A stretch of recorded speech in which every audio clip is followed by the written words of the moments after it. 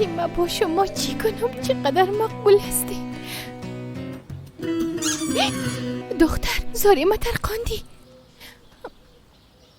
اینجا زیاد مقبول است. بخالیم بگوییم یعنی که شما خانه ما را زیاد خوش کردید. نه تو نگویی، شکران جا نگنی یک مشکل جور میشه. باشه خالتان بد میشه، قسم برش معلوم میشه که فقط در خانه او راحت نیستم. صباحت خواهر، تو خانه بودی؟ ها خیلی کجا باشم دیگه؟ خاله فاطمه خواهر خانه ما را زیاد خوش کرده، میشه همینجا باشه؟ باشه البته که میتونه باشه. پدرم صدا میکنه. شکران جا نوش کنی، من آمدم که شما را ببینم. من میرم.